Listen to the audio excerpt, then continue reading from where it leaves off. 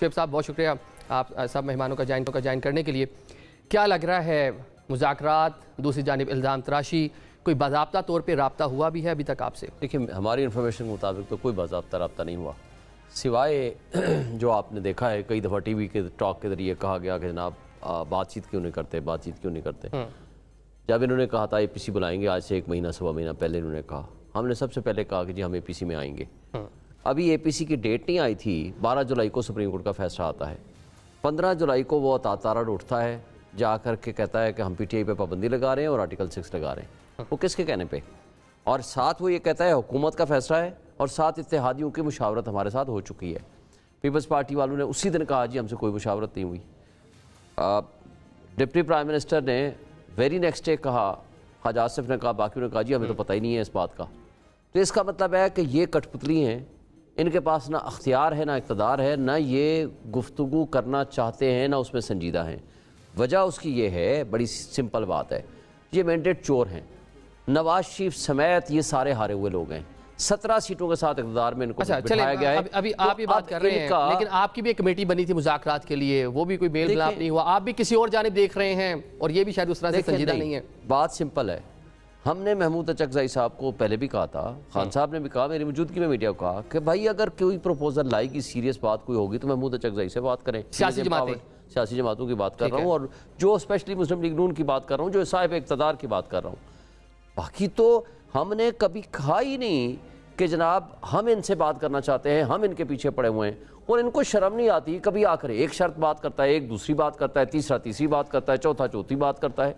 इन लोगों के यहाँ ना कंसिस्टेंसी है और ये एस्टेब्लिशमेंट की कठपुतली हैं। इनको जो कहा जाता है कि आज आपने ये बोलना है, जाकर वो बोल लेते हैं। लेकिन हमने देखा ना, 12 एक बात का इजहार क्या करते हैं, वो कहते हैं जनाब के पाकिस्तान पीपल्स पार्टी हो, नून लीग हो, MQM हो, इनसे बात नहीं करनी। क्या अचकज़ई साहब को इजाजत है कि उन जमातों से बात कर ले आपके बिहाफ पे? अचकज़ई साहब फुली एम्पावर्ड हैं, पहली बात। ठीक है। दूसरी बात यह है कि हमारा इन मौजूदा हुकूमत में बैठे हुए तीनों इत्तेहादियों से इख्तलाफ क्या है? हमारा इख्तलाफ यह है कि इन्होंने हमारे वोट पे डाका डाला है। हमारा मैंडेट वापस करें। अब चोरी का माल जिसके पास हो, हम जाकर उनसे मुज़ाकरात करें, किस बात पे करें? हाँ, फिर भी अगर कोई रीज़नेबल बात करनी है आप करें। देखें, इन्होंने कहा जी APC करने जा रहे हैं, हमने कहा ना कि हम आ रहे हैं, तो किधर गई APC की तारीख? क्यों नहीं की? ये संजीदा भी नहीं है। फिर आप देखें क्या CBM है, कौन सा एतमाद साजी का माहौल है। आज आप इमरान खान को हमें मिलने नहीं देते, हम वकील हैं उनके, हमें चले अभी तो राब्ते हो गए ना, उनकी दरखास्त पे जलसा भी आपने मंसूख कर दिया। चले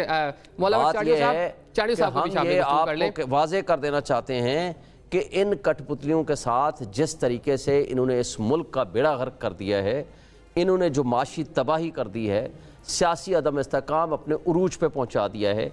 आज वो कह रहा है कि जनाब नवाज शरीफ जो तलाश गुमशुदा, बल्कि उनको लिखना चाहिए कि पिछले 2 साल से आया हुआ, कहते थे कि जी जदू मियाँ आएगा लग पता जाएगा, लग पता गया, अवाम भूखी मरने लग गई है।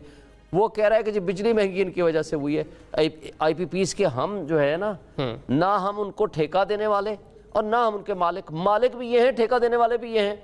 और इन बेईमानों से कोई पूछता नहीं है, वो हमारे ऊपर उल्टा इल्ज़ाम लगा रहे हैं। और वो एहसन इकबाल क्या कहता है कि जनाब ये माफ़ी जा करके मांगे।